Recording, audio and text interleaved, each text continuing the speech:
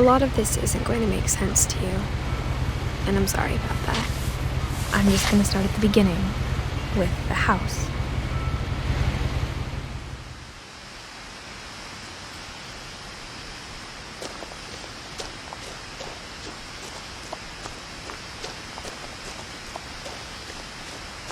I lived here until I was 11, but I wasn't allowed inside half the rooms.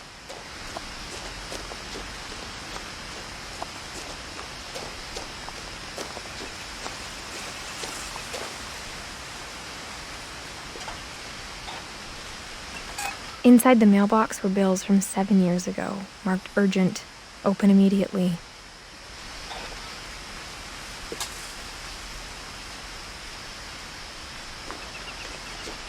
I hadn't been back since my brother Lewis's funeral.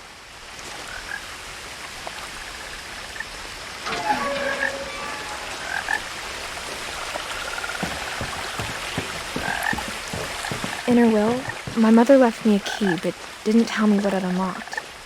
Maybe she thought I'd know. Or she thought that the mystery would be enough to bring me back.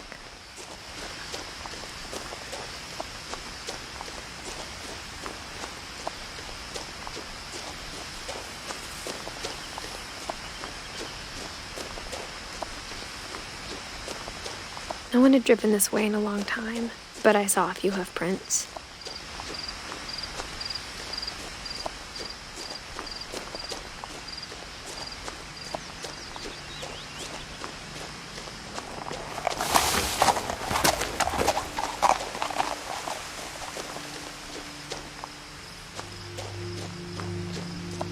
The truth is, even after I inherited the house, I never thought I'd come back to it.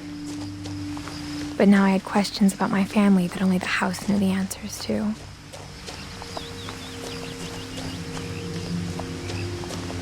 The house was exactly like I remembered it, the way I'd been dreaming about it.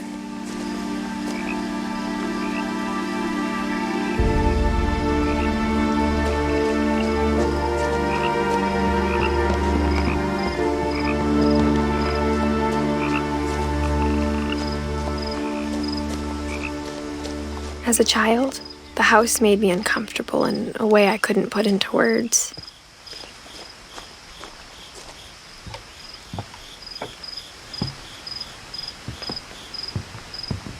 Now, as a 17-year-old, I knew exactly what those words were.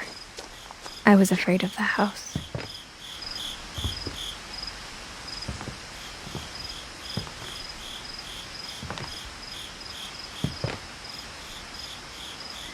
I hoped the key might unlock the front door.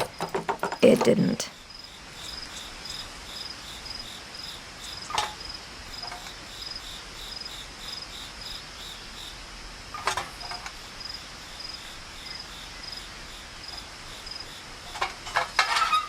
Looking in, I felt like the house itself had been waiting for me.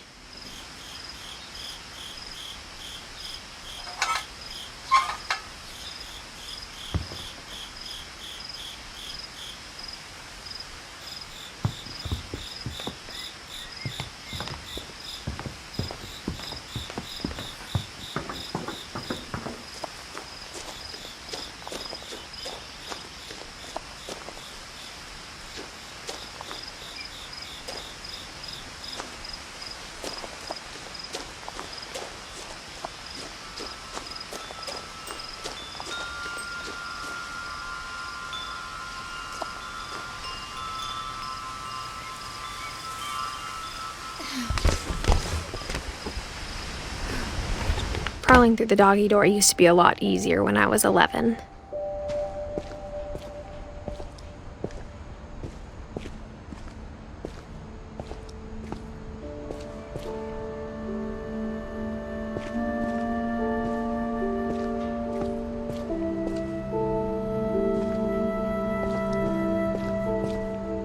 For the first time in years, I felt like I was home.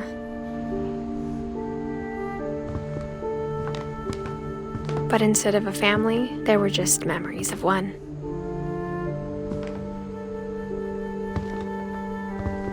Like how only one restaurant would deliver to our house. so we had Chinese a lot. Or how after Louis started working at the cannery, we all got sick of eating salmon. Except our cat, Molly.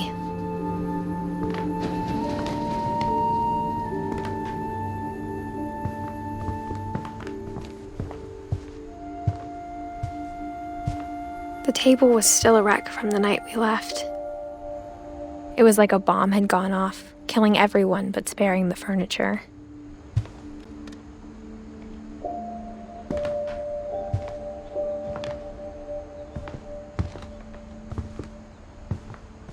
My mom was the only one of us who could imagine Great-Grandma Edie living in a nursing home.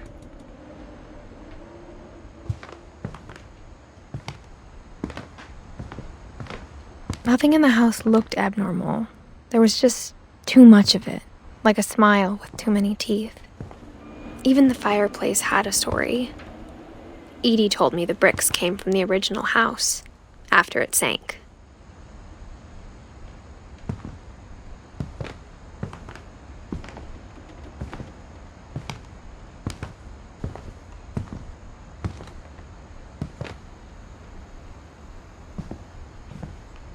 Mom always told me to stay out of the basement, so I wasn't too surprised when the key didn't fit.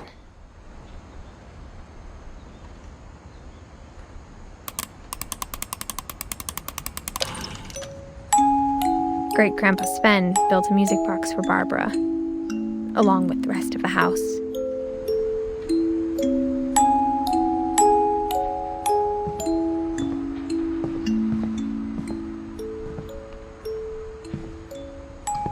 A lot of things got left behind in the whirlwind of that last night.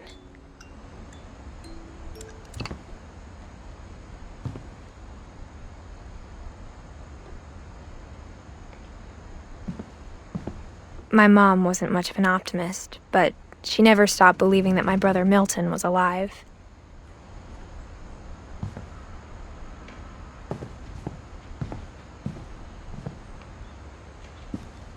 After Milton disappeared, Mom sealed up all the bedrooms. Then Edie retaliated and drilled peepholes.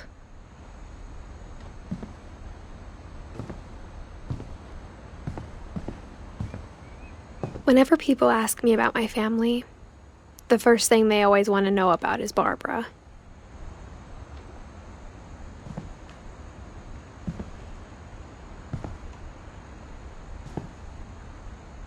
Edie's father, Odin, built the original house.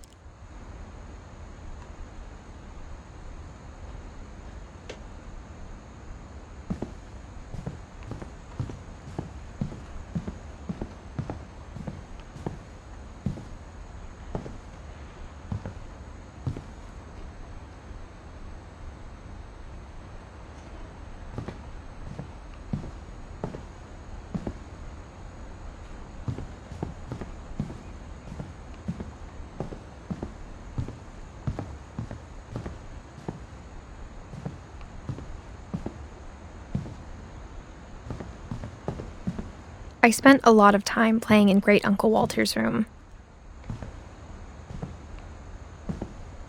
I think my mom sometimes regretted not sealing it up.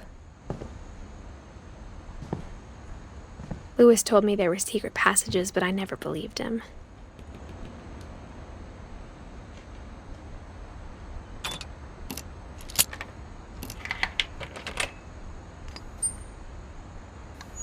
Turns out, my mom was really good at keeping secrets. Now it was time to find out what my mom had been afraid of.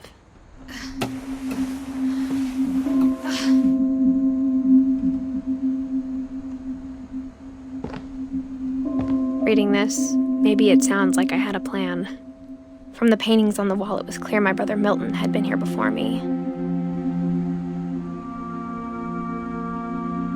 But I had no idea what was behind that door.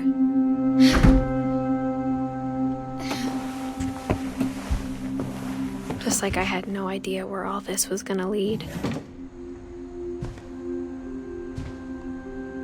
I grew up looking at Molly's room through the peephole. Molly's gerbil had a tiny bedroom with its own even tinier gerbil cage.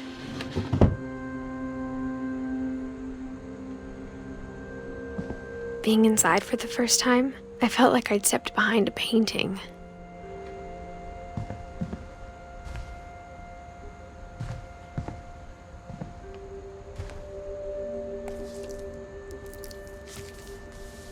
December 13th, 1947. Dear Diary, I'll be gone soon, but I wanted to tell somebody about what's gonna happen. It started when Mom sent me to bed without dinner. I woke up and I was starving, so I looked around for something to eat. The gerbil food was dry, but I didn't mind it.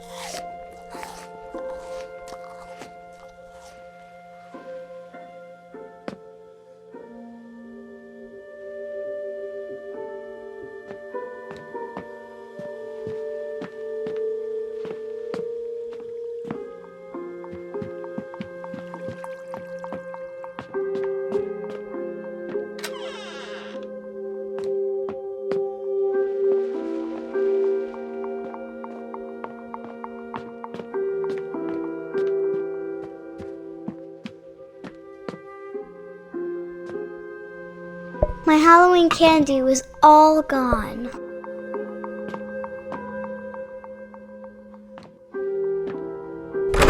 Mom, can I come out now? Sweetheart, it's late. Go to sleep.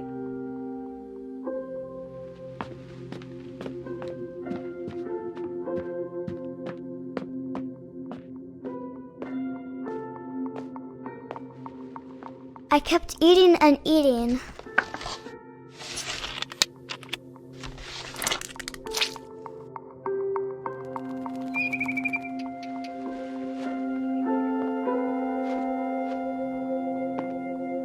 I ate a lot of things that night.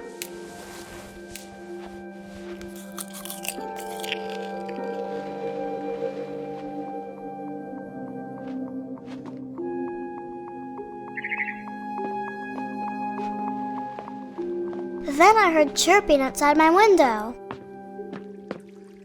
It was a barn swallow going back to her nest. I reached out for her.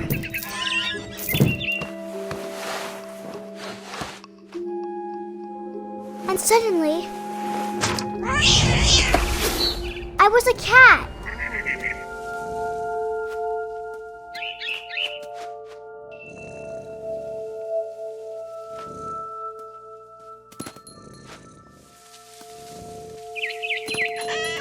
I tried to be quiet, but the bird was really scared.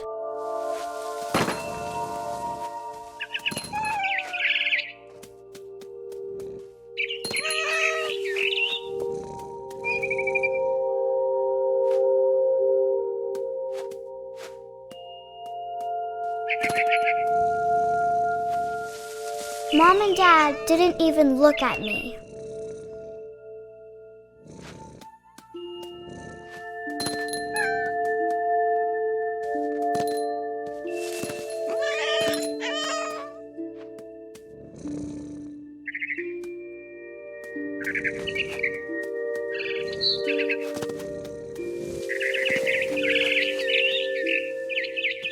I jumped and I almost got her.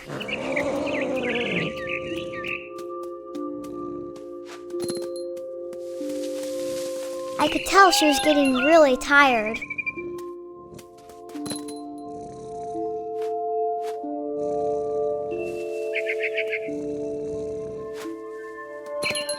Now I was up in the big tree. I promised Dad I wouldn't climb it anymore. All I cared about was eating that mama bird. I gobbled her up. And suddenly, I was an owl. First, all I heard was the wind. Then I heard little teeth nibbling in the grass.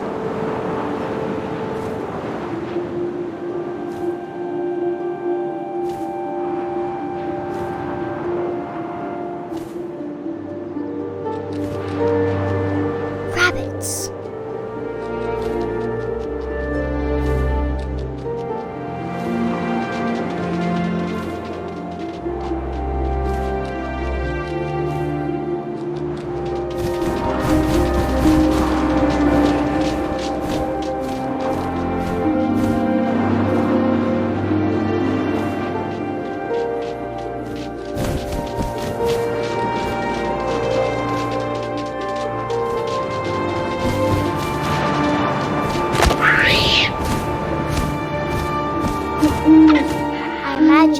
face looking up and seeing mine through my talons. I swallowed him up, and I didn't chew one bit. Then I flew off to find something bigger.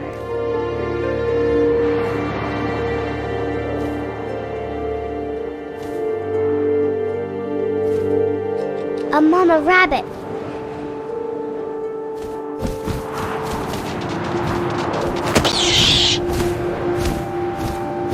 She was almost too big to carry. I started choking, but I couldn't stop eating. And suddenly, I was a shark.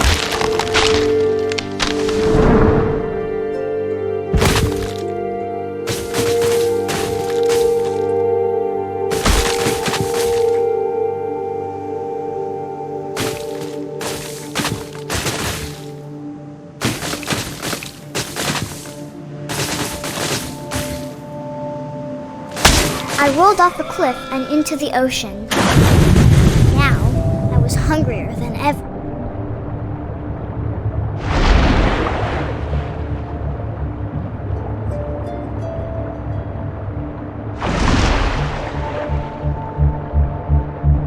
I wanted fat, juicy seals.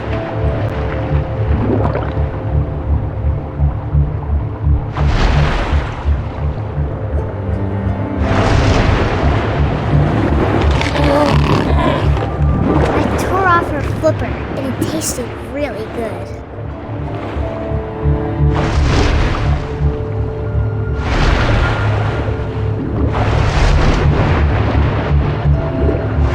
Grabbed on tight, but I was so hungry, I jumped out of the water.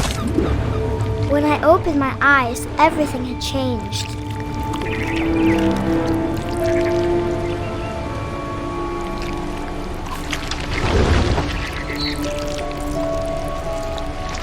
I was a monster, and I smelled people everywhere.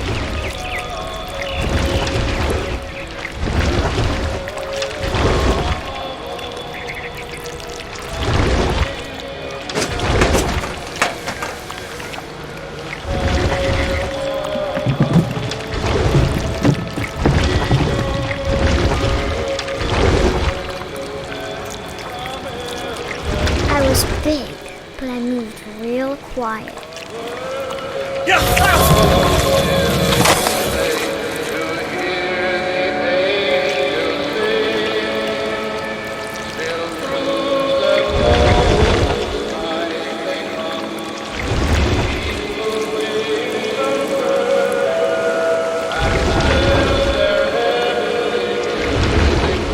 I wanted to stop, but also I didn't.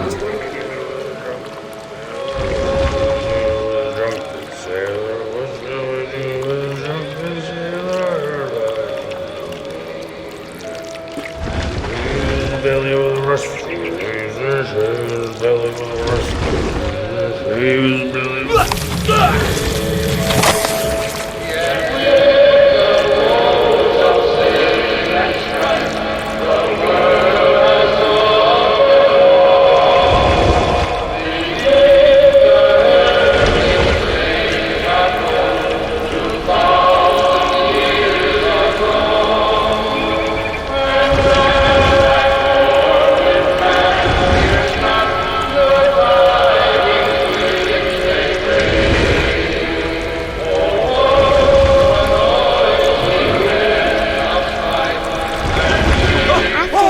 passenger, I was still hungry. And to cross the water, I smelled something new. Something I had to have, so I swam towards it.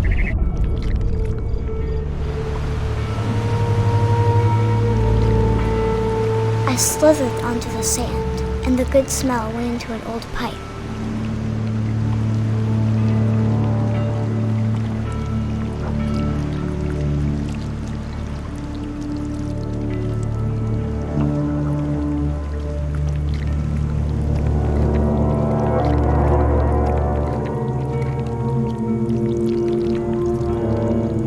I got closer and closer.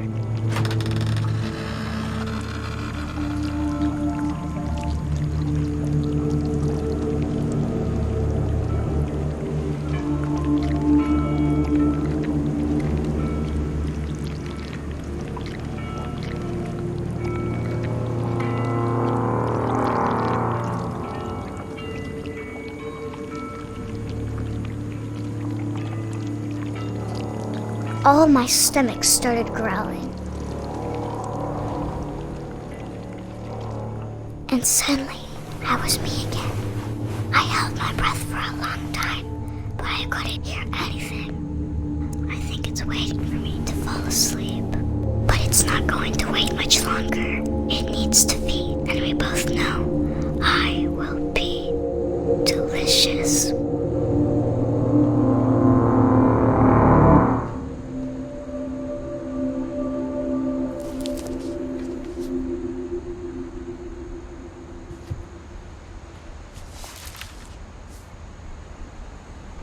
I'm not sure if I believed all of that, but I'm sure Edie would have.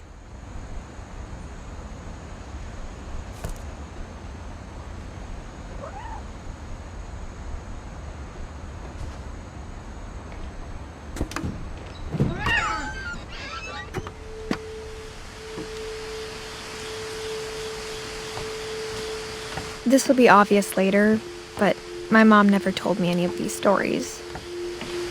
Edie would have, but Mom didn't like bringing up the past. Though, when we adopted a stray kitten, she was the one who named it Molly. I spent a lot of time in Great-Grandma Edie's room. We got along, and it was a good place to hide from my mom. Her room was like a museum. For 500 years, the Finches have been famous throughout Norway for their fortune and misfortune.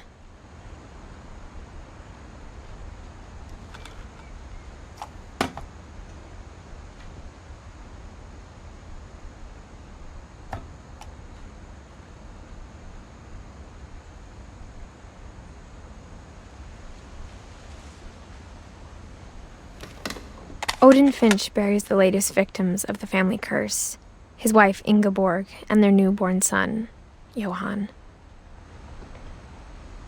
On January 7th, 1937, he set sail with his family and his house, hoping to leave the curse behind. But 40-foot waves off the coast of Washington send the house and Odin to the bottom of the sea. Odin's daughter Edie, with husband Sven and baby Molly, step ashore on their new home, Orcas Island.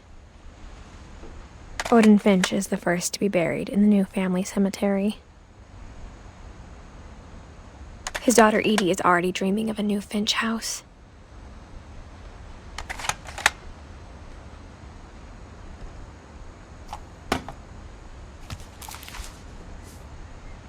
Whatever's wrong with this family, it goes back a long ways.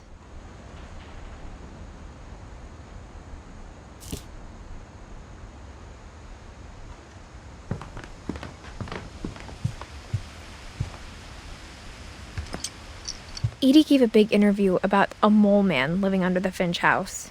My mom was furious. I hadn't thought of myself as Edith Jr. for a long, long time. When Edie told people Sven was killed by a dragon, she could also have said he was building a dragon-shaped slide that collapsed. She could have, but she didn't.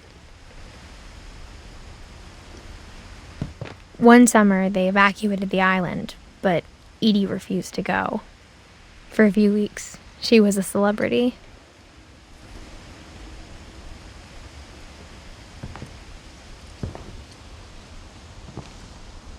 Even in her 90s, sometimes Edie seemed a lot younger than my mother.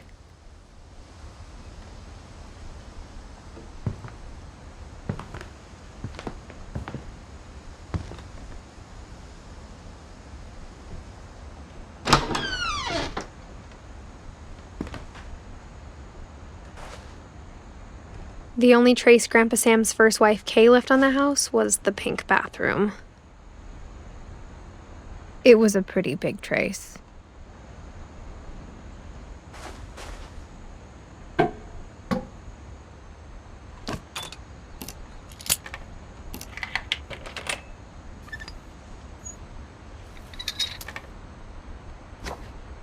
There's a secret in this bathroom. It's in the last place you would look. It isn't in the cupboard. It's hidden in this book.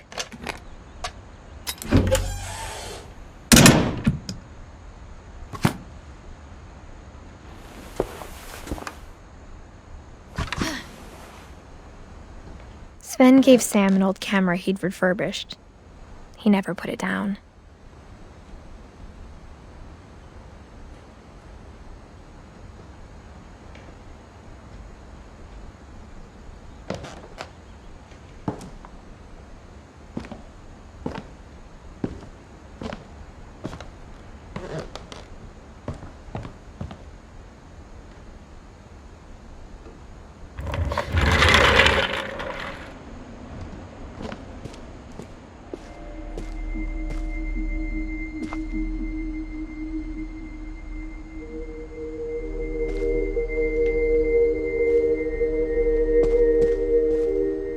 I knew Grandpa Sam had a twin.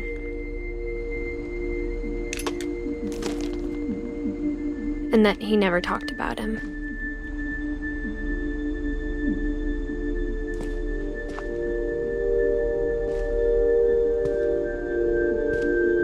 I guess my grandpa didn't like history any more than my mom did.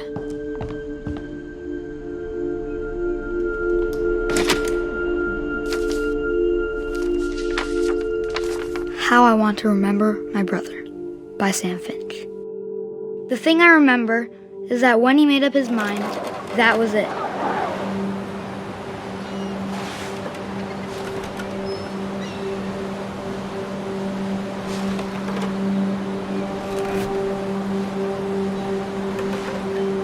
My brother said he'd die before he ate another mushroom, and he did.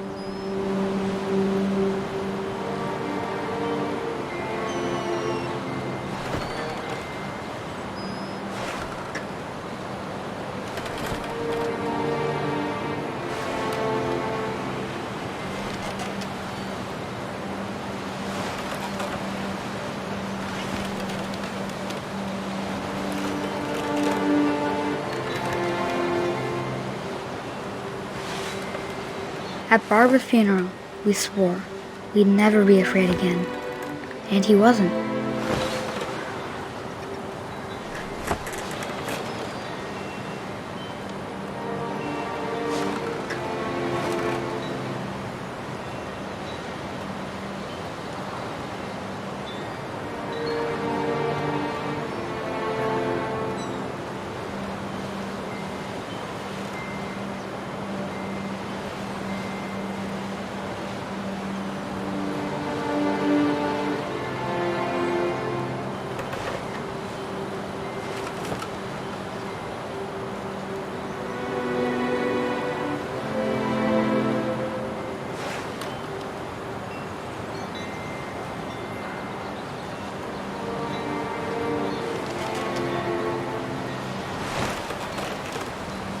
I think Calvin always wanted to fly.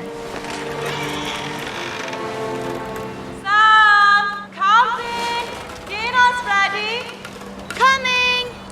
But that day, he finally made up his mind to do it. I told him going around was impossible. Maybe if I hadn't said that, Calvin! I'm not gonna tell you again! maybe if the wind hadn't picked up,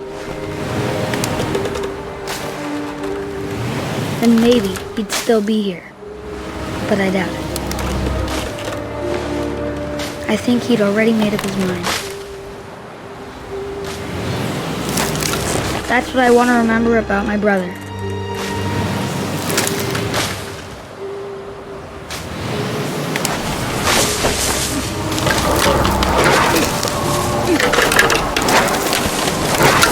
The day he made up his mind to fly. And he did.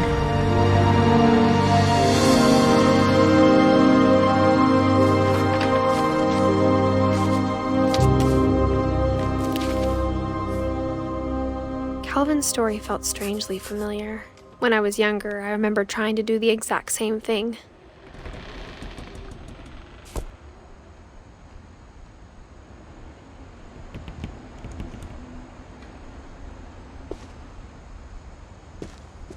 After the funeral, Edie roped off Calvin's half of the room.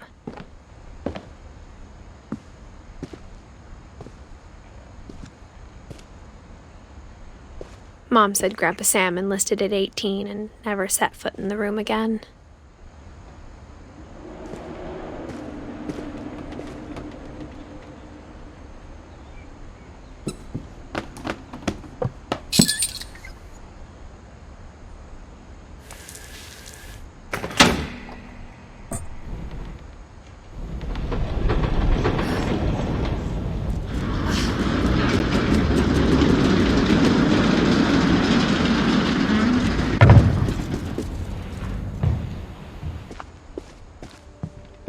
The passages were a pretty tight fit. They'd obviously been built for smaller hands and bellies.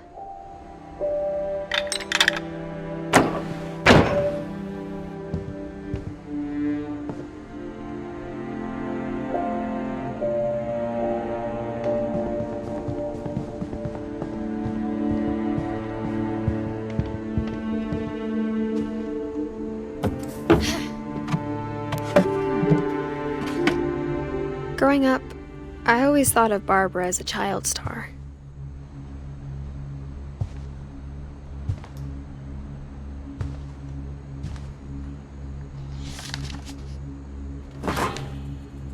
Of all the stories people wrote about Barbara's death, I'm surprised Edie saved this one.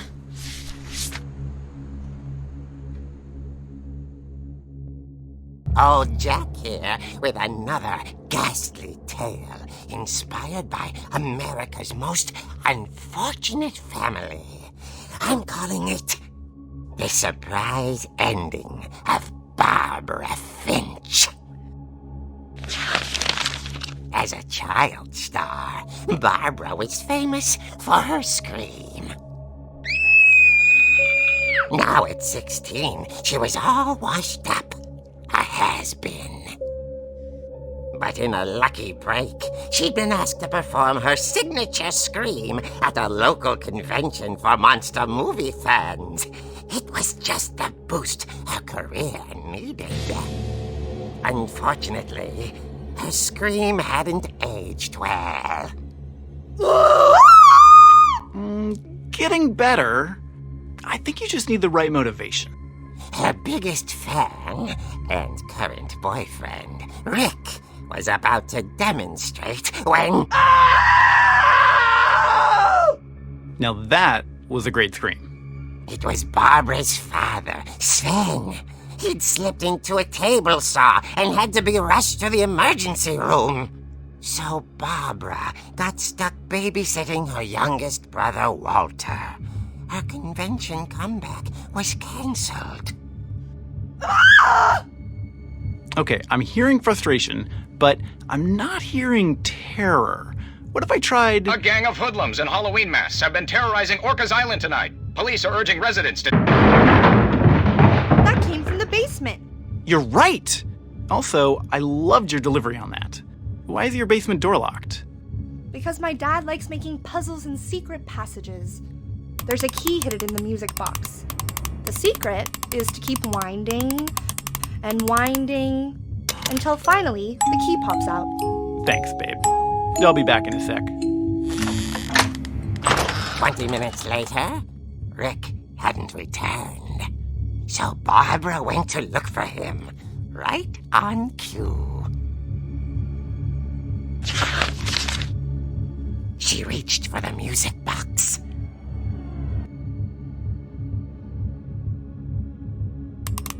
And as she wound the key, she listened for Rick, but the house was silent.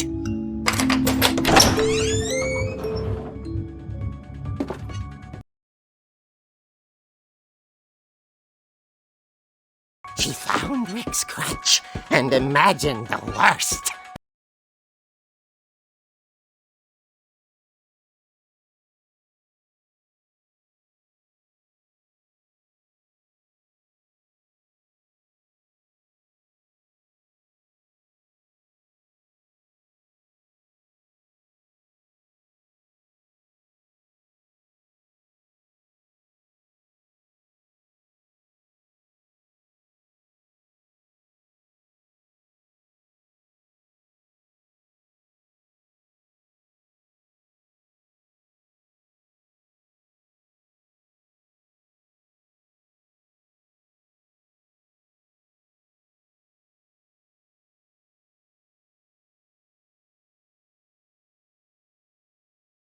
old fridge rattled and grew still.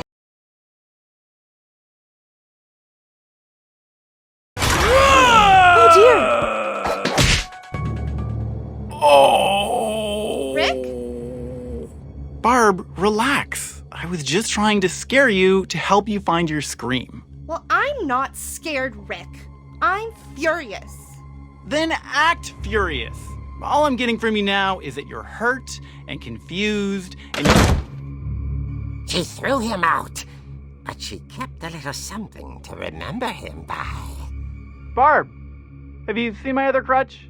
And she was still holding it when she fell asleep watching the late picture show. Hours later... Barbara! Walter, what's going on up there? Ah! Okay, I'm coming up, but if this is a trick, you're dead, Walter.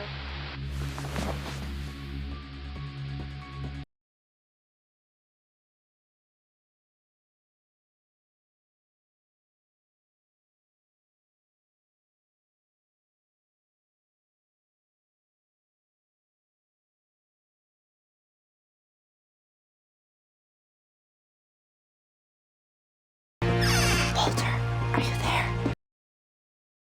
Walter had vanished, but his bedside radio was still on.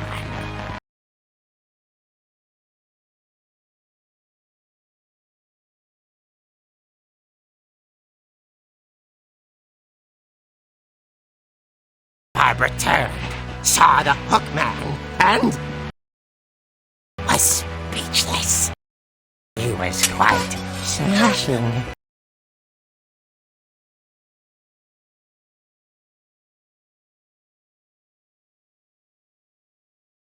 He couldn't get enough of Barbara.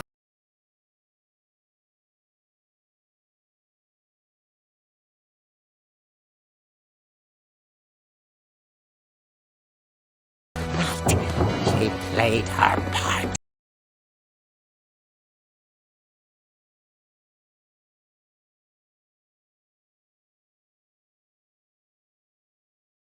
She thought about abandoning Walter.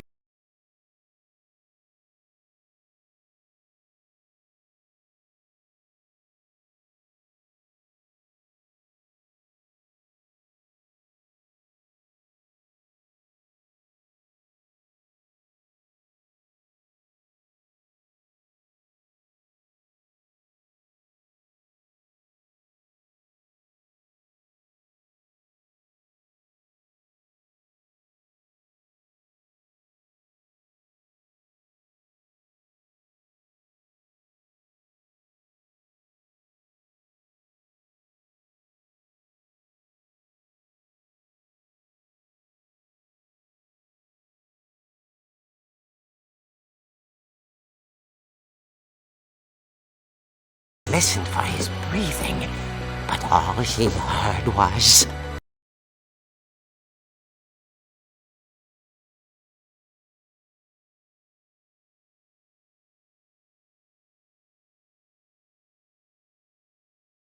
someone at the door was dying to speak to young Barbara. She heard whispering. It was coming from inside the house.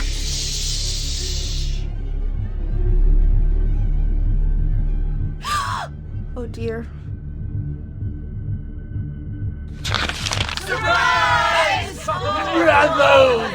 You were wonderful. The monsters had come to surprise her. For Barbara, it was a dream come true. Then she saw what kind of monsters they were, and she realized what was about to happen. She was going to be famous. And with her final breath, Barbara Finch gave the performance of her life.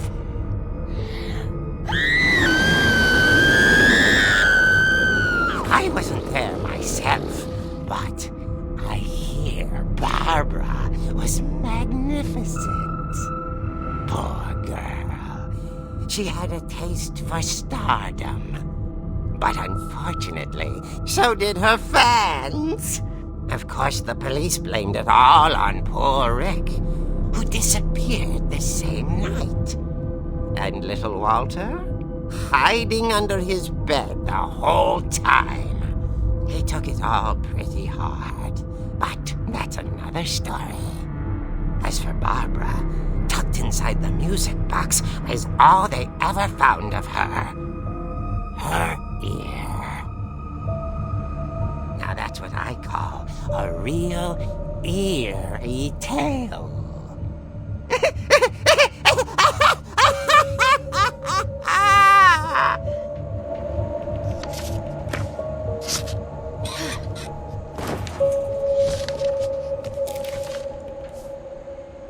Edie told me all Barbara wanted was to be remembered, as absurd as that comic was. Maybe what Edie saw was a happy ending.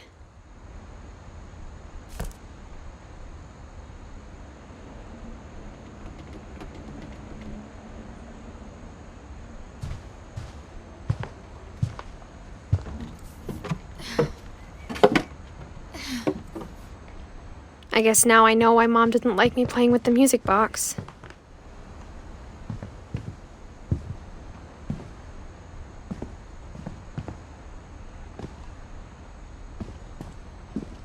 Mom must have locked the third floor stairs on the night we left.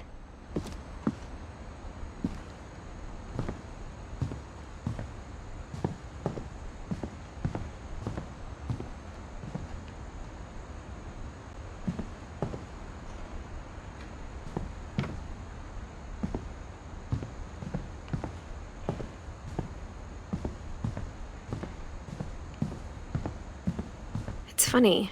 All those times I played with the music box and never found the basement key.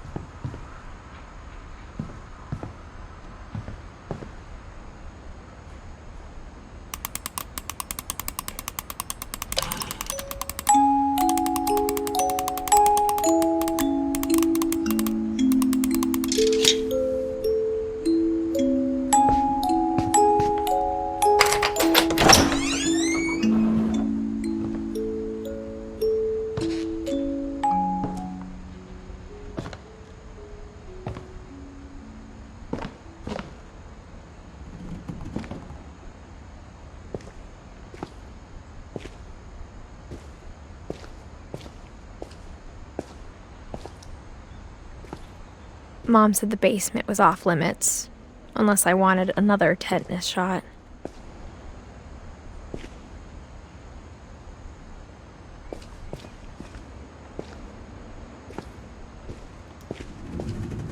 I saw Edie sneak down to the basement once, carrying packages. I thought maybe she was hiding presents.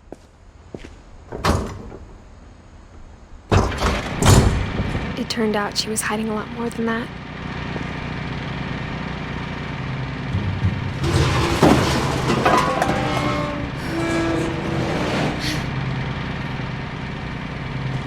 I remember asking Mom once about where Walter had gone. She said after Barbara died, he got as far away as he could. If there's a pattern in all these stories,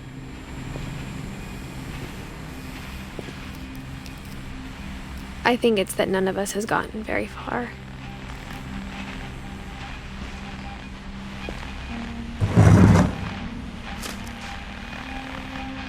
Goodbye, everyone. I can't believe I've been down here for 30 years. On that first day, after the shaking started, I didn't think I'd survive a week.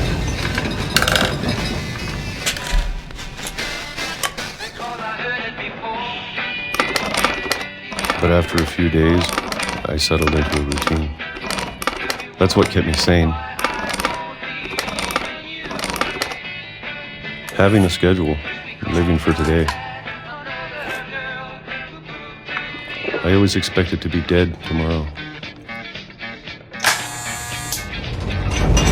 But if you wait long enough, you get used to anything.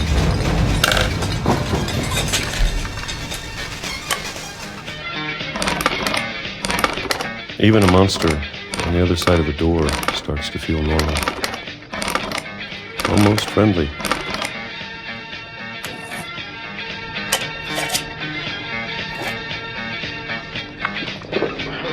And then one day, everything just stopped. Whatever that thing was, it was gone. Maybe it got tired of waiting. Or maybe I just got tired of being afraid.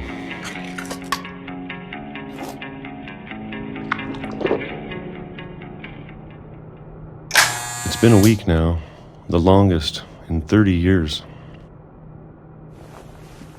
I'm done waiting. I have to leave while I still can.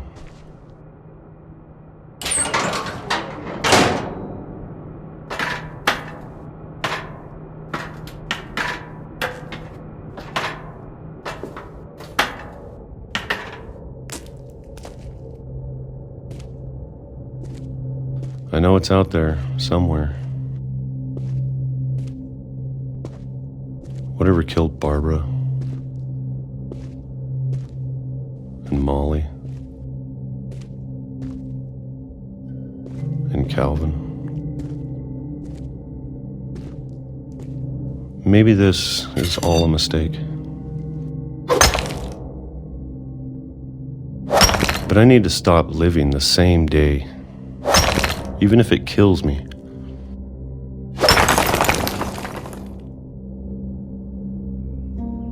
Whatever's out there, I want you to know I'm ready for it. I'm going to appreciate all of it, especially the food. I don't mind if I only have a year left, or a month, or a single week. I'd be happy with one more day. I can already imagine the sun on my face.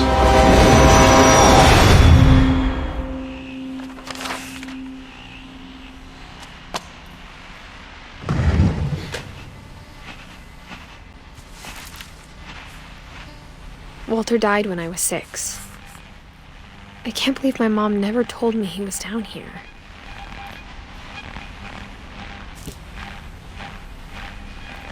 I'm sure my mom was trying to protect me.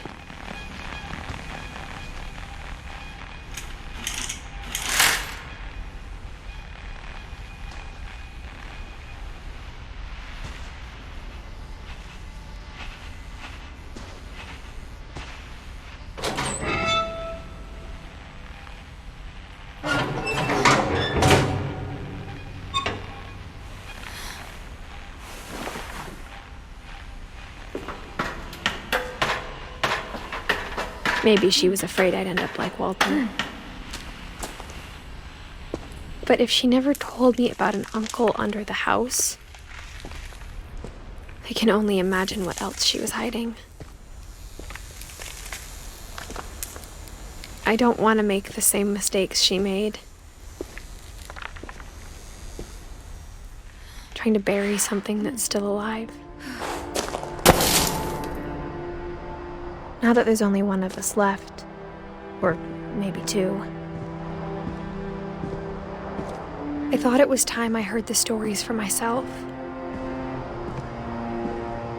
and found out what happened to everyone else. But now I'm worried the stories themselves might be the problem. Maybe we believed so much in a family curse, we made it real.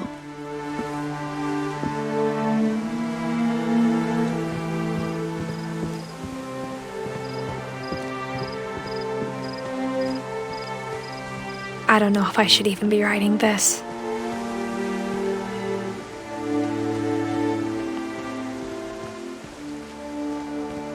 Maybe it'd be better if all this just died with me.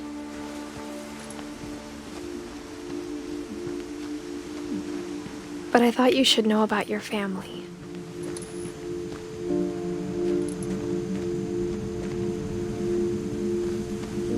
And the history you're a part of. Though to be honest, I feel as lost as you probably do right now.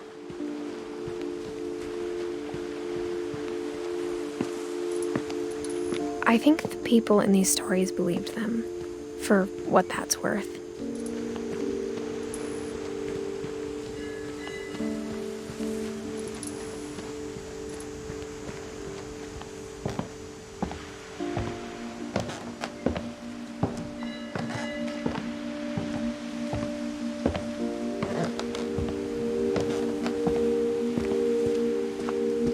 And when you look at the house, that history of imagination and stubbornness and madness, any of it seems possible.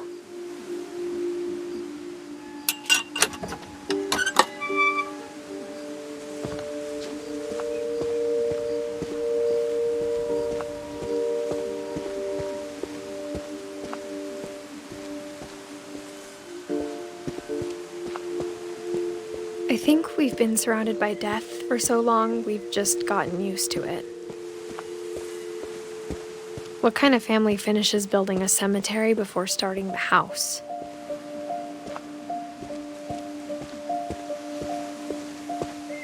It's embarrassing for me to admit this, but the pet cemetery made me more uncomfortable than the human one. 3 of the gerbils are mine, and 2 had been my fault. Sven built the house, but it was Edie who designed the cemetery. I'm sure Odin's monument had been Edie's idea.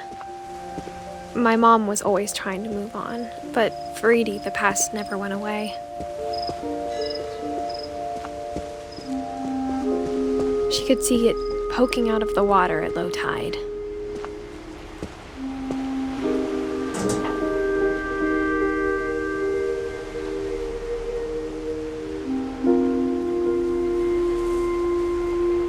Edie said she dreamed about the old house every night.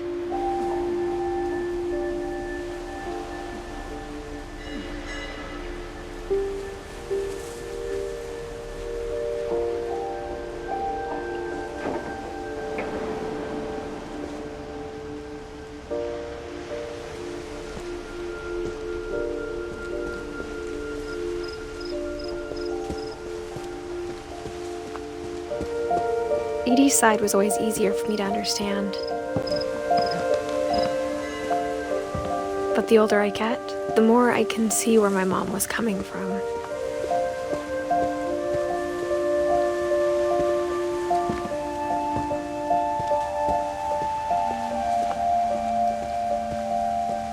There's so many things I wish I could ask my mom now. Part of me thinks this is what she wanted all along. For me to come back someday and find everything out for myself.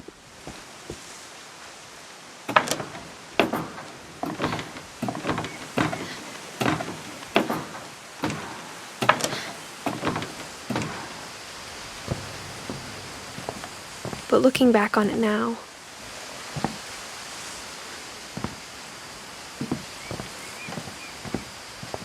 if she told me there was going to be so much climbing, I never would have come when I was 22 weeks pregnant.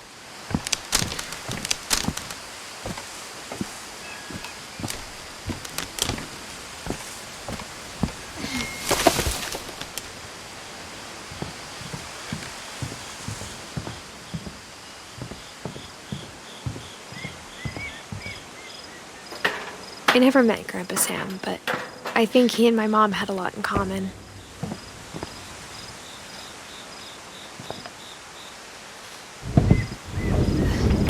They were both pretty intense.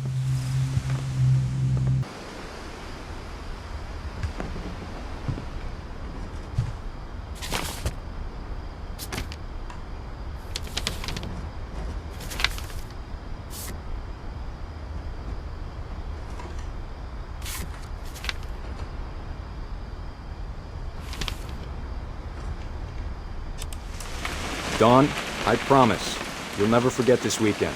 Yes, sir. These memories are gonna last a lifetime. Am I gonna have to shoot anything? It's a hunting trip, Dawn. Shooting is strongly encouraged.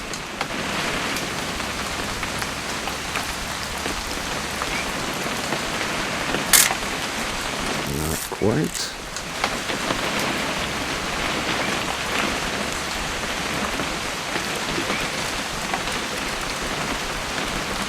What? Perfect. It's gonna rain the whole weekend, isn't it?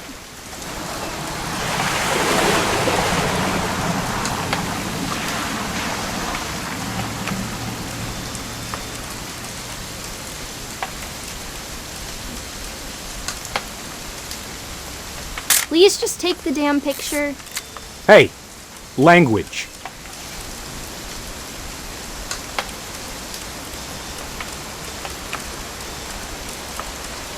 Did you want to get a picture of me or what? I will never forget this weekend, Dad. That's the spirit. Okay, got it. I'm gonna take some pictures, okay? Just be careful. That camera's older than you are.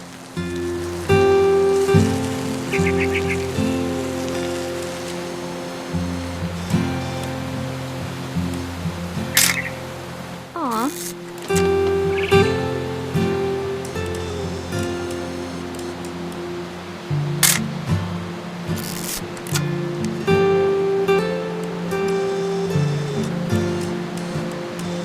You're right, Dad. It's starting to clear up. Still freezing, though.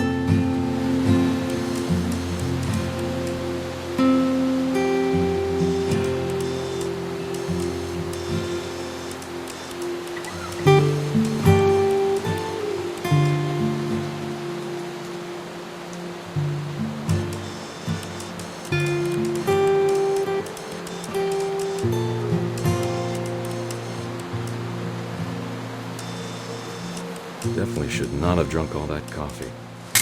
Hey! That's a keeper. Hold still while I take a picture of you. I'm just saying, I'm not always gonna be here, Don. You'll need to remember this stuff, if you want to survive. I'll be fine, Dad. You know who else thought he was gonna be fine? Some guy who died. Don, I'm being serious. I know, Dad. You're always serious. Doesn't being out here make you want to chill out? Well, to tell you the truth, I haven't been out here in 20 years.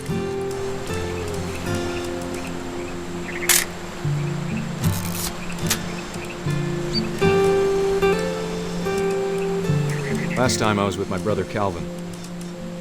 Man, that was a great trip. Your grandpa Sven taught us how to fish, how to build a fire.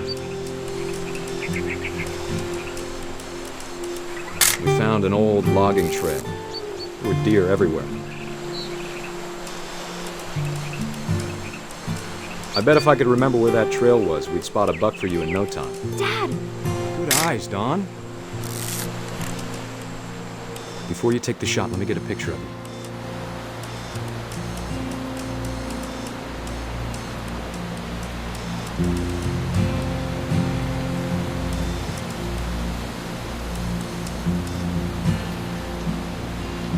Dad, I...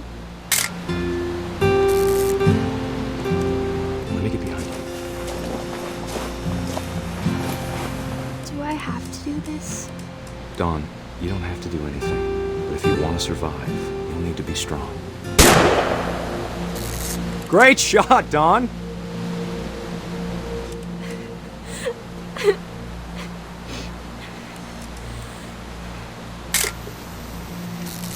I'm proud of you, Don. Always remember that, okay?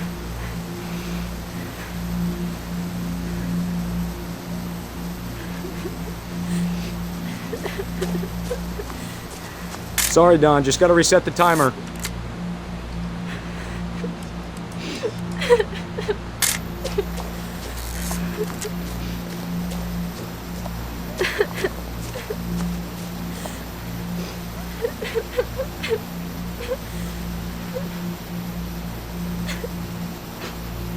Hang on, kiddo. Just trying to get a shot of the two of us together.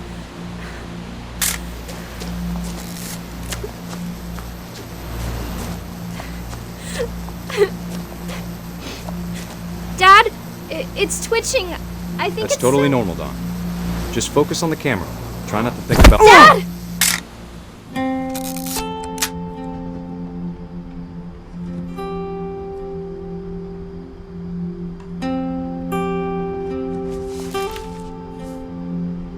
Of all these stories, that's the one I wish most that my mom had told me.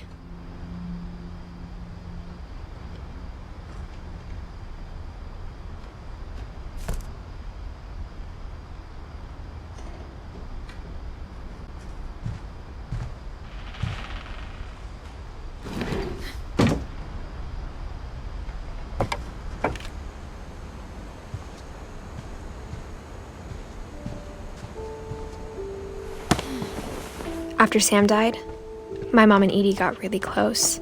They'd both lost a lot.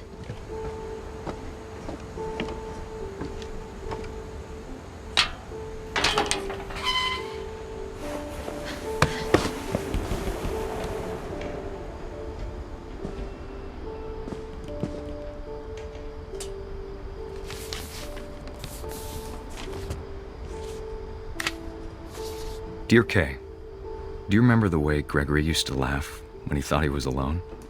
Like something funny was happening, but only he could see it.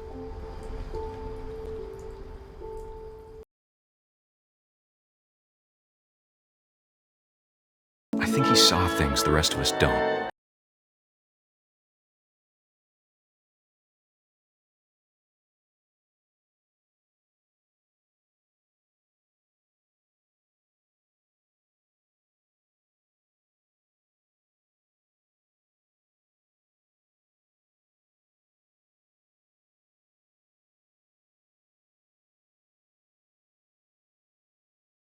Time's over, Gregory. It's time to...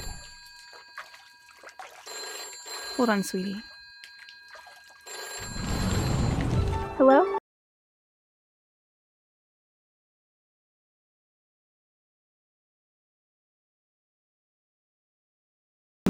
I wonder what he saw.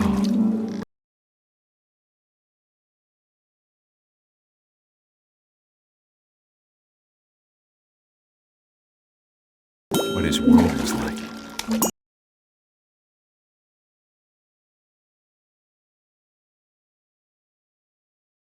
He reminded me so much of Calvin. Lost in his imagination. Whatever it was, he saw.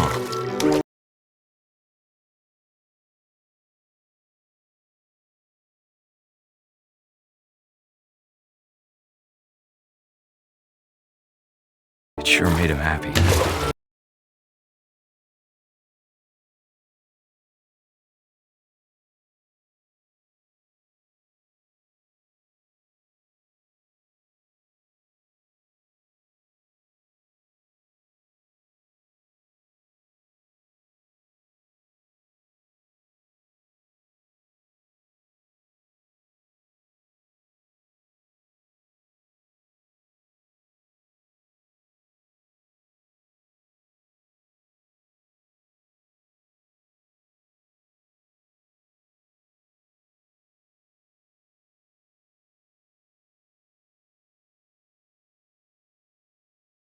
Sorry about that, Gregory. I know you did everything you could. Maybe if I hadn't called that night.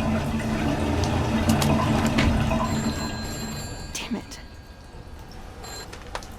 Hold on, I don't want Gregory to hear this.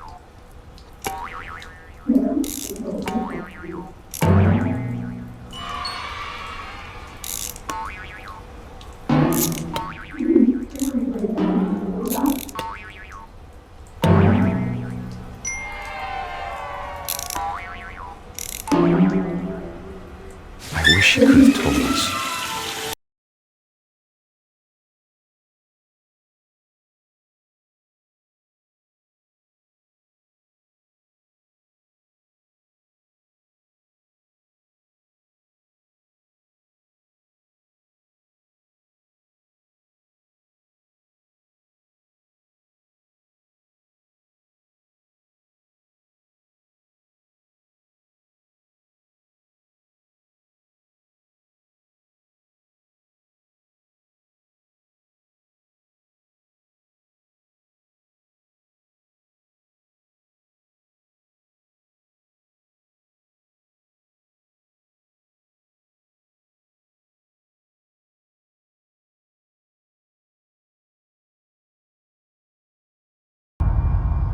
Good luck, Kay. Love, Sam.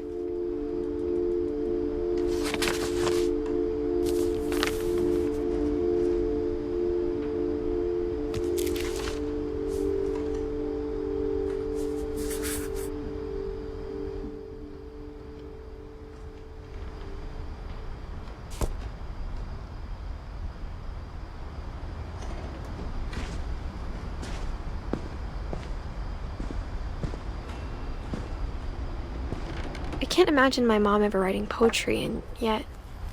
A poem for Gus, who always said the wedding was a bad idea. Our father never hit us kids, at least not very hard, before the day my brother said with teenage disregard that he'd be dead before he'd see a wedding in our yard.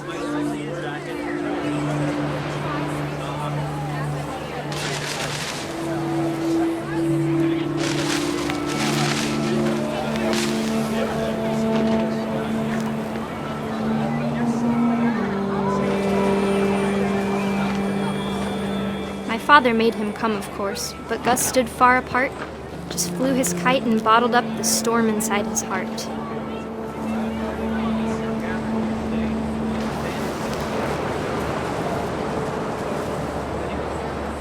I tried to talk him out of it, but though he'd never met her, we don't need a stepmom, were the words that I now pronounce you husband and wife. You may kiss the bride.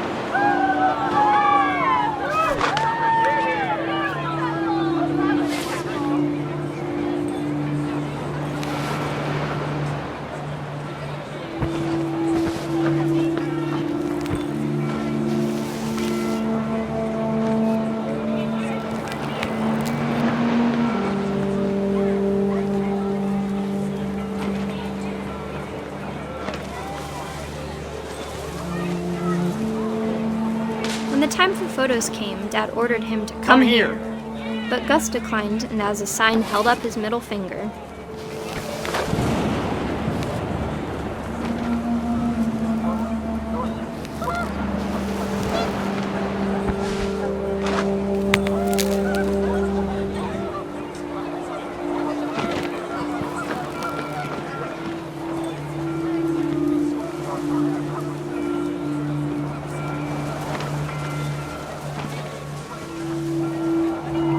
The wind picked up, and panicked geese appeared and quickly went.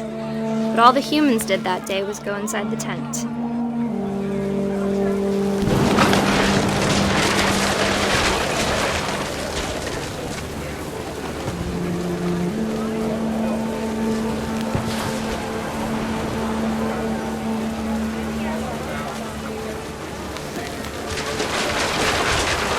The rain came down in buckets then, but no one seemed afraid that nature might destroy the tent our dad had crudely made. The thunder sounded much too close and full of angry power. But all my father said to this was, "Make the music louder."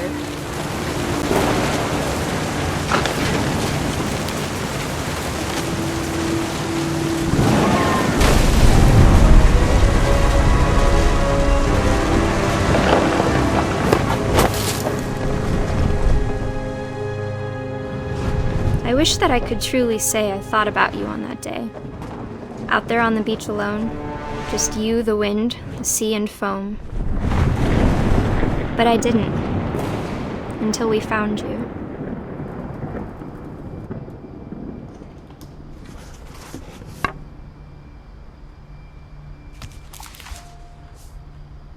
She never talked about him, but Mom told me once if I was a boy, they were going to name me Gus.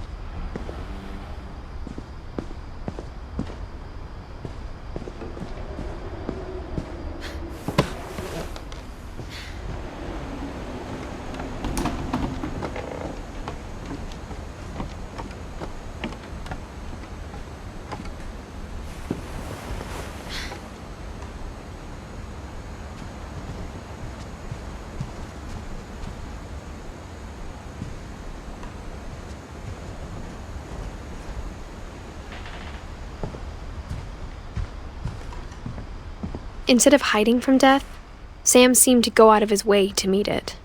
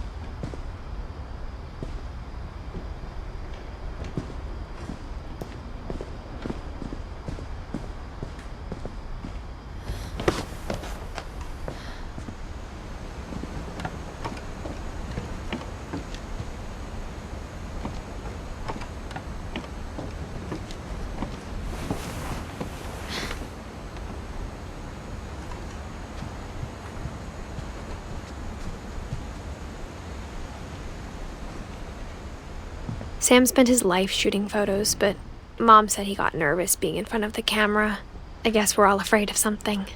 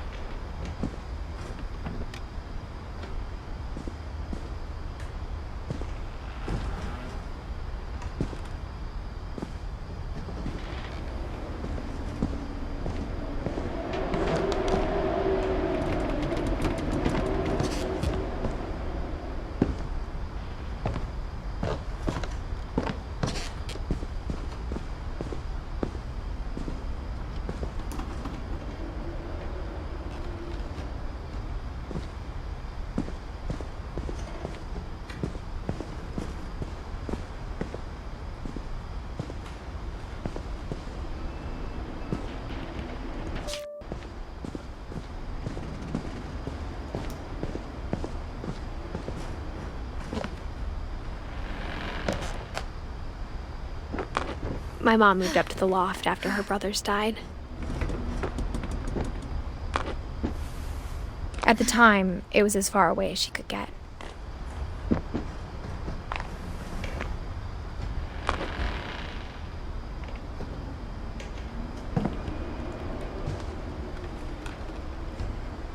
Religion was another thing my mom never talked about, but I think it helped her a lot after her dad died.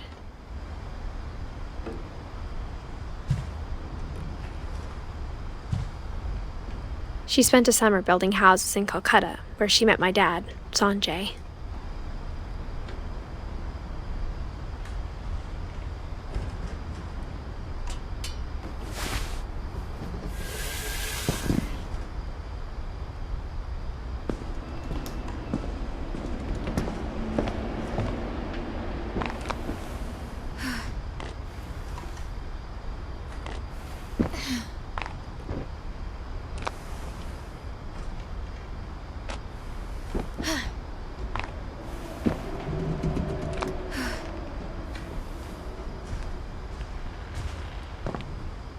My mom moved to India a week after graduation and got a job teaching English.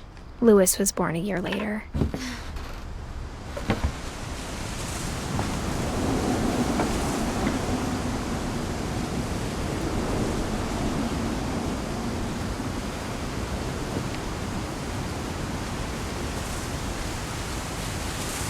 When my dad died, I don't think Mom knew where else to go. I'm sure Edie was happy to have her back.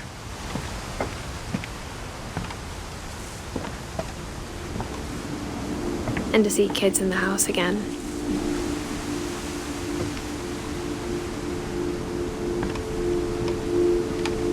The house had to get a little bigger, but Edie was used to that.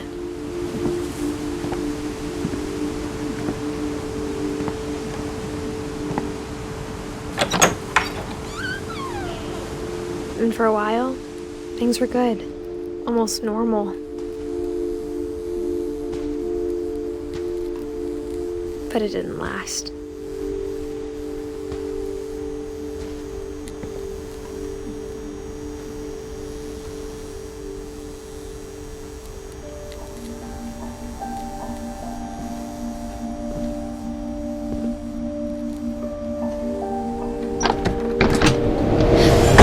The beginning of the end was Milton's 10th birthday, when Edie gave him a castle.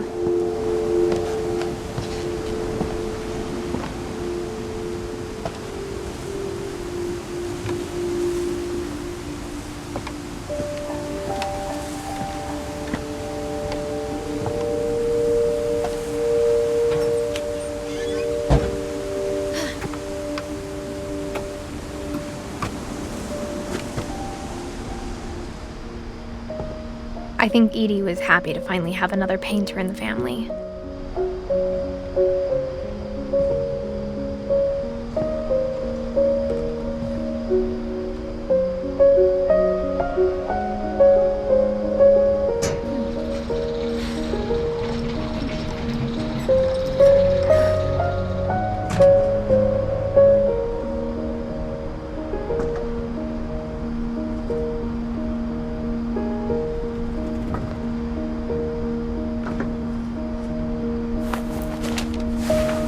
Milton Finch in The Magic Paintbrush.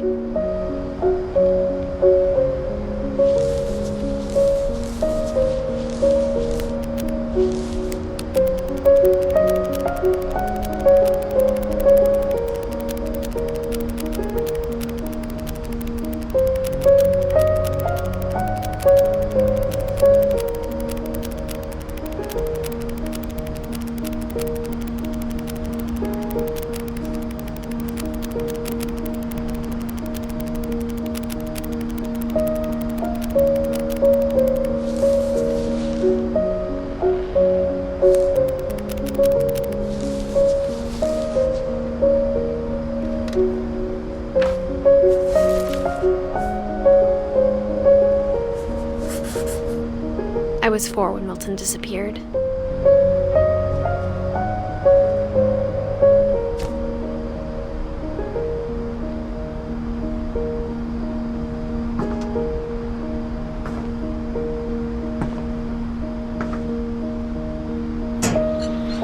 Mom spent months searching for my brother. Then she sealed the doors.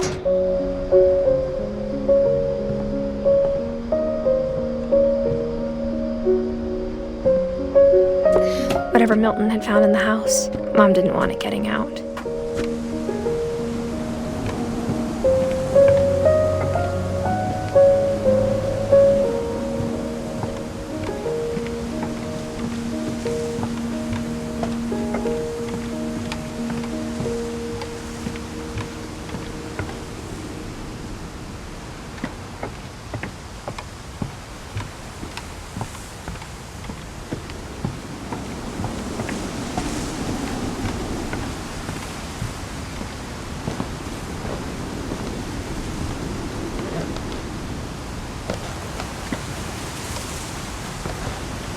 Mom definitely blamed Edie, but I think Louis blamed himself. After he graduated, he just spent more and more time in his room, until Mom got him a job at the cannery.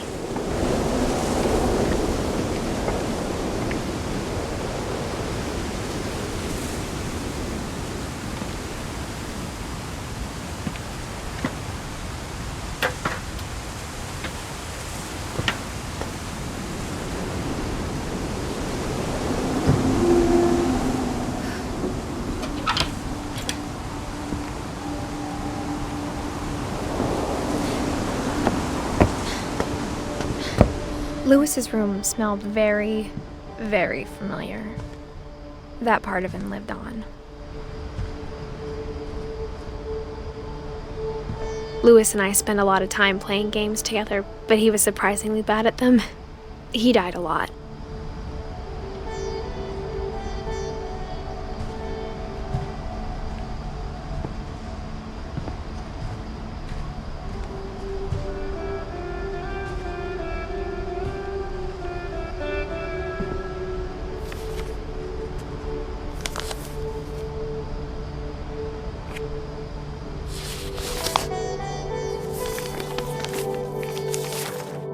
Dear Mrs. Finch, as Louis's psychiatrist, I can understand your desire for an explanation.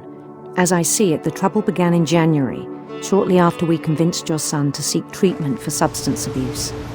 Newly sober, I believe Louis first noticed the monotony of his daily life.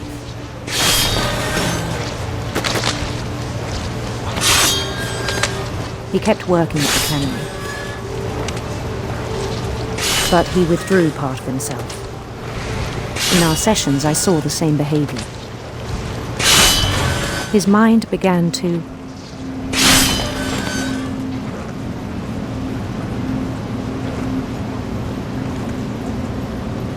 wander.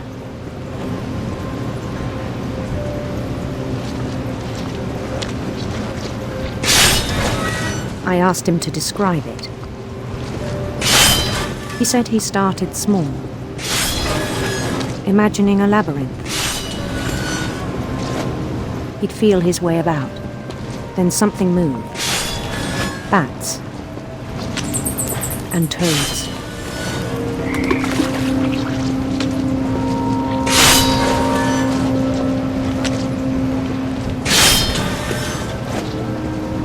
And things that have not names. He knew it was all in his head.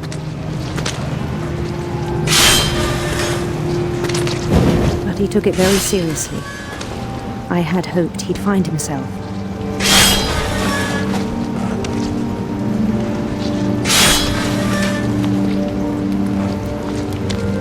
But he found something more.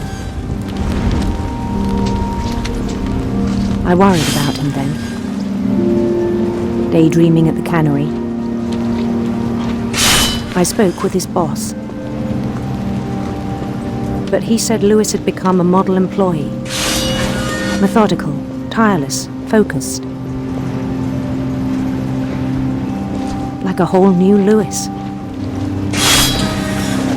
So I let him go on.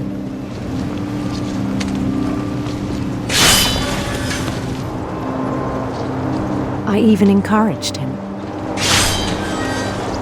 It seemed very promising at first. He told me he'd made a new friend.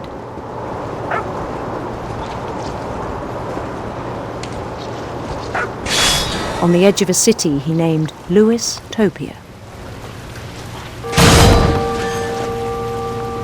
He built the city up slowly, brick by brick. Then he made musicians.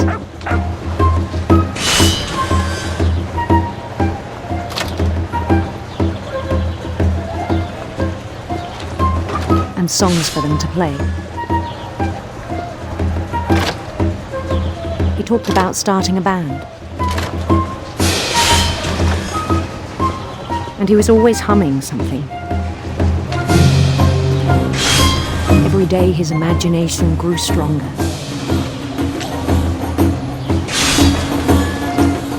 He no longer spoke at the cannery. But his chopping was as reliable as ever. Then one day it struck him that all the cheering crowds, even the stones under his feet, were all in his imagination. So he could do whatever he wished.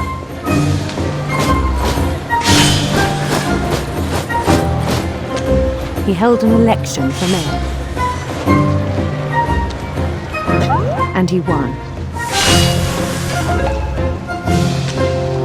They begged him to stay, but his mind was already wandering. It became a game for him.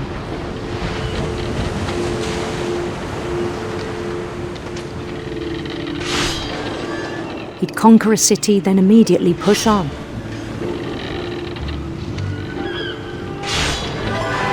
New Louisville.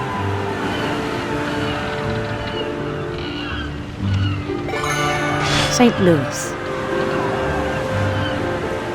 He started drifting away from our reality.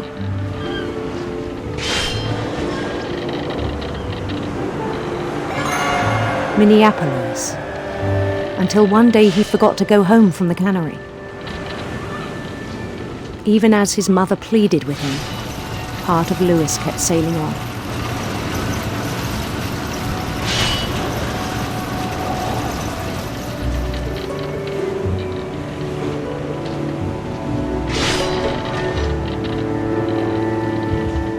In Louisburg, he heard rumors of a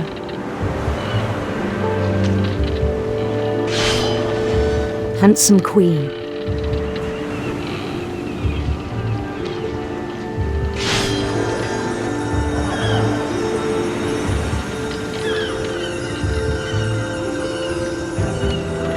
The queen was on her own quest for sinister serpents.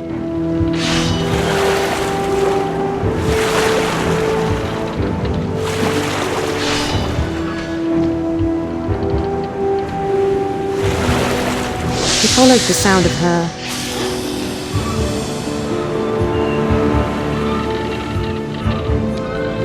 silver harp.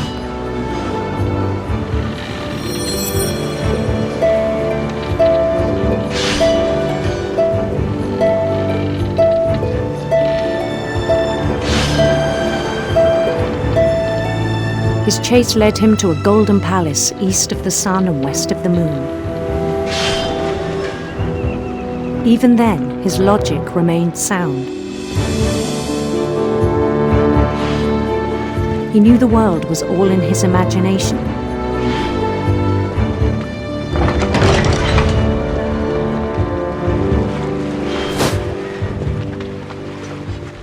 But he was so proud of having created it. In his own eyes, he'd become something greater than a king.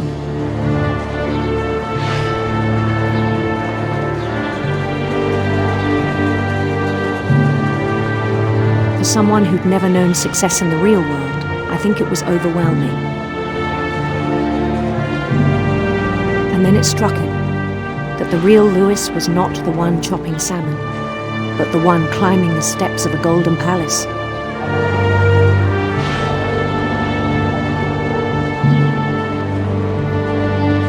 My imagination is as real as my body, he told me. It was hard to argue with him.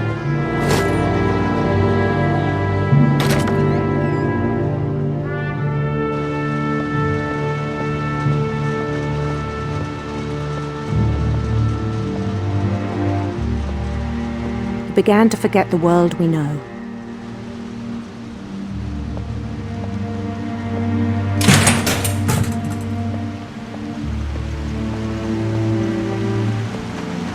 I think it pained him to remember Lewis, the cannery worker.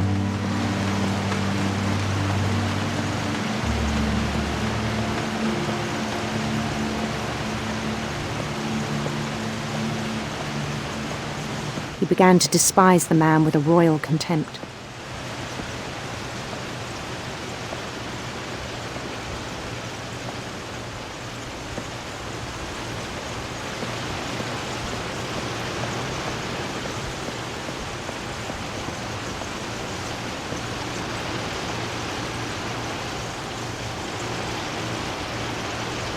I still thought I could save him. Even after he said he was being crowned king over all the lands of wonder. The palace would be packed with his companions.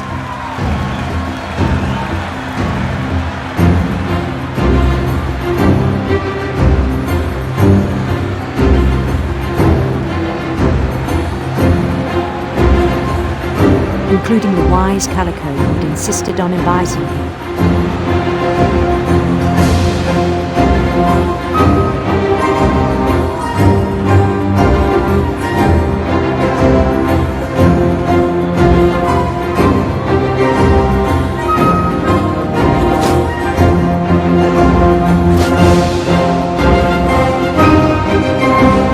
His queen waited, holding his crown.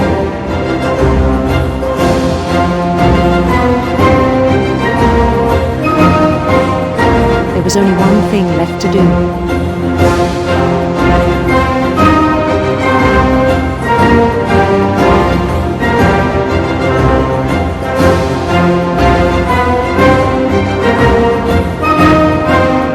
Bend down his head.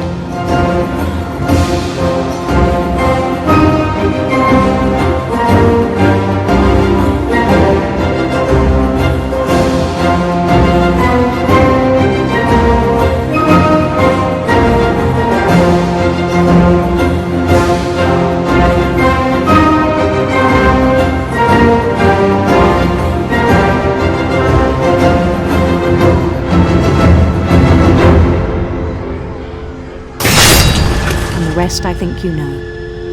Mrs. Finch, your son was a kind man who will be missed by all of us who knew him.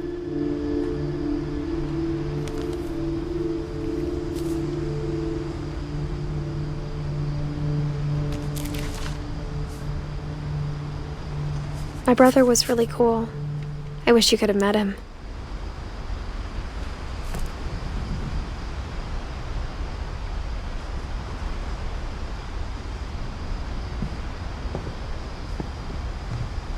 He was so proud of being Indian. I think for him, it was a way to be something other than just a Finch.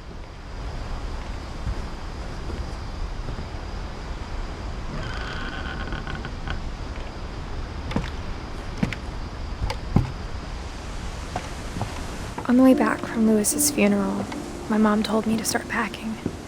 She waited until the day before we left to tell Edie. I'm not sure if she wanted to make it easier or harder.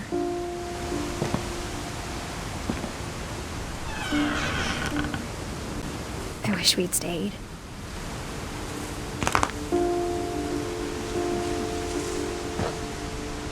But I understand why we left.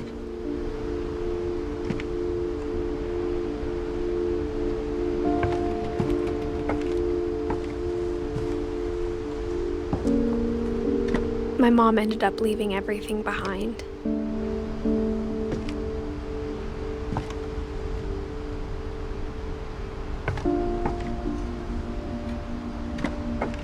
What happened that night had been coming for a long time. Maybe it should have come sooner.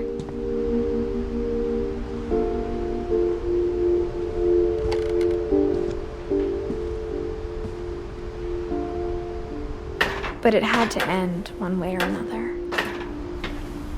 All that's left now is to tell you about that last night.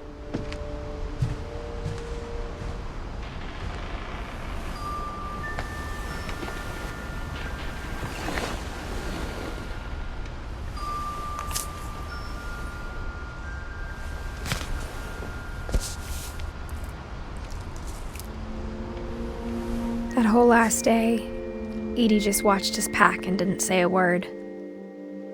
Until supper, when she raised her glass and said, "To our final night together, and all our final nights apart." Grandma, you know what I said about alcohol.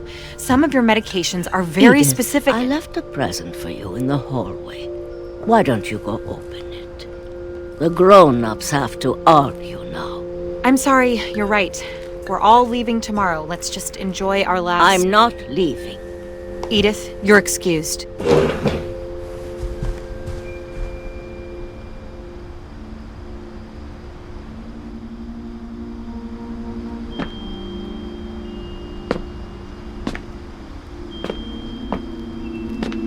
The power had been shut off that morning, but Edie always had plenty of candles. When my mom sealed the library, I don't think she knew about the other entrance. Or that Edie had a key to it.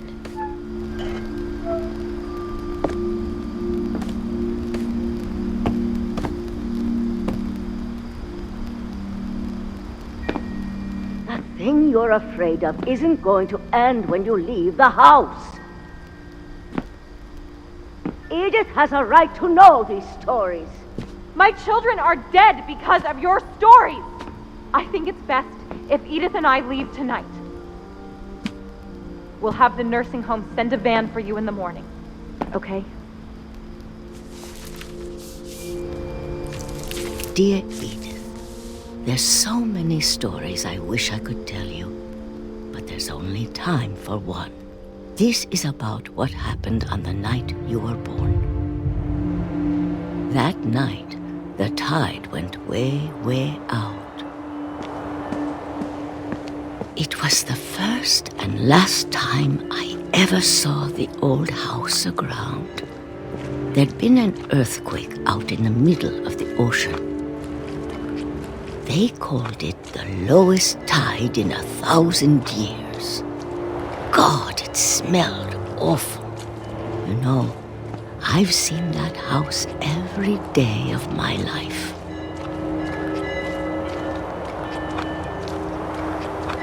But I never thought I'd go back to it. When the fog rolled in, I lost my way.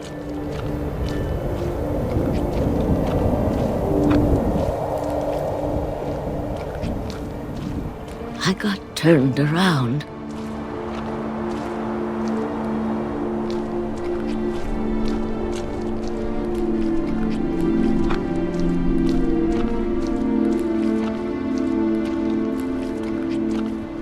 For a while, I wandered.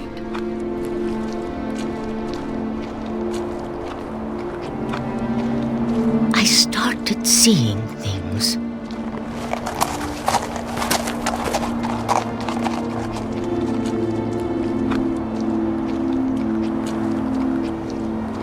Things I'd forgotten had ever existed.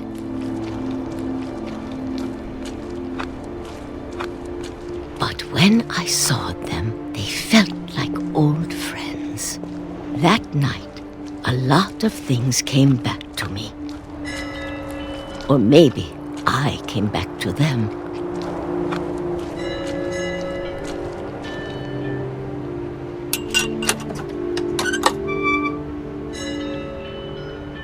Things I can't explain, but that I need you to try and... Edith, what are you doing in here? It's mine! Edith! Mom, you're gonna rip it! Let go! I kicked and screamed, but Mom dragged me to the car.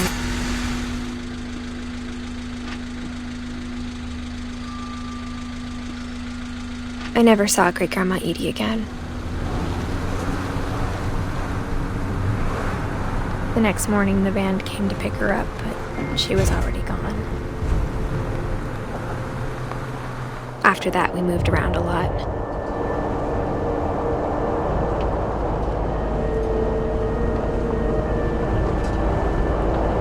We both tried to make the best of it.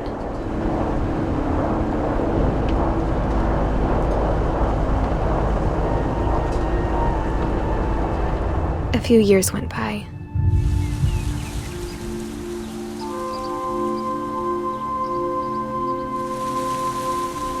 My mom didn't like to talk about it, but she started getting sick a lot.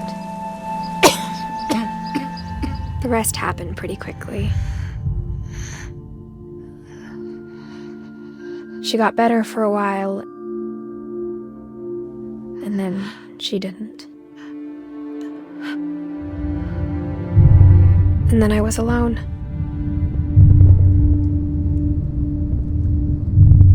The last Finch left alive.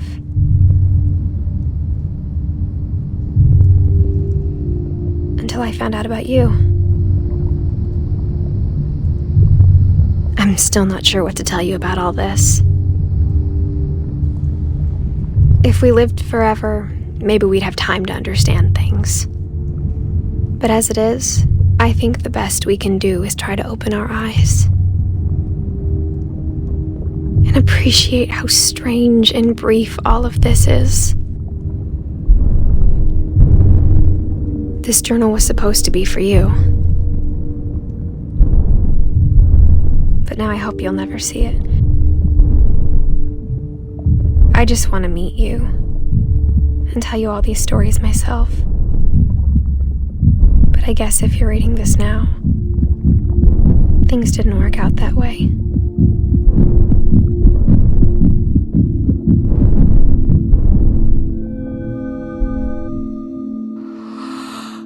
This is where your story begins. I'm sorry I won't be there to see it. It's a lot to ask, but I don't want you to be sad that I'm gone. I want you to be amazed that any of us ever had a chance to be here at all. Good luck.